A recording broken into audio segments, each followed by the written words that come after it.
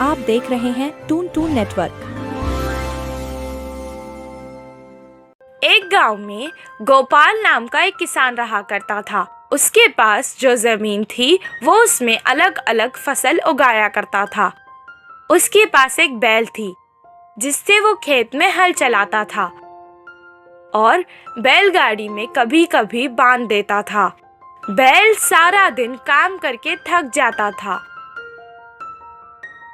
कभी कभी उसे अपने मालिक पर बहुत गुस्सा आता था, पर कुछ नहीं कर सकता था।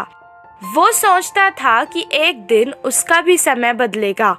एक दिन अचानक उसके मालिक ने अपने साथ शहर से एक गधा खरीद के ले आए और बैल के साथ उसे भी बांध दिया।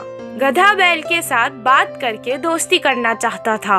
वो उससे कहने लगा, हमारे मालिक तुम्हें अच्छे से देखते हैं। गधे की बात सुनकर बैल दुखी हो गया और अपना सारा हाल सुनाने लगा। ये सुनकर गधे ने कहा, अगर तुम्हें काम से बचना है तो मैं एक उपाय देता हूँ। इसी बात का वो इंतजार कर रहा था कि कोई उसे काम से बचने का उपाय दे। तुम खाना पीना छोड़ दो और बीमार होने का नाटक करो। इससे मालिक तुम्हें कोई काम नहीं देंगे। गधे की सलाह सुनकर अगले दिन से वो बैल वैसे ही करने लगा। ना खा रहा था, ना पी रहा था, ना ही खड़ सकने का नाटक कर रहा था। उसे बीमार देखकर किसान उसे छोड़कर अकेला ही खेत चला गया। वो वैसे ही सारा दिन तक बीमार होने का नाटक कर रहा था। 8 दिन बाद किसान ने उस तंदुरुस्त गधे को बैल की जगह अपने साथ खेत ले गया। जो काम वो बैल से करवाता था वो अब गधे से करवाने लगा। सारा दिन मेहनत करने के बाद गधा रात को थक जाता था। बैल को आराम करते देख के वो कहने लगा, अయ్यो, मैंने उसकी मदद करके अपना ही नुकसान कर लिया। बचने के लिए कुछ उपाय सोचना पड़ेगा। सारी रात वो यही सोचता रहा।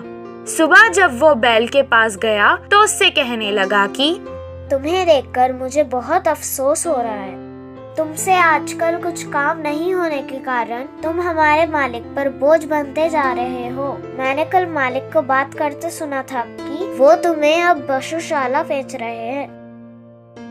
गधे की बातें सुनकर वो सोचने लगा कि अब उसे अपना नाटक बंद कर देना चाहिए। अगले दिन से वो तंदुरुस्त होकर खाने और पीने लगा। उसे तंदुरुस्त देखकर किसान उसे अपने साथ खेत ले गया।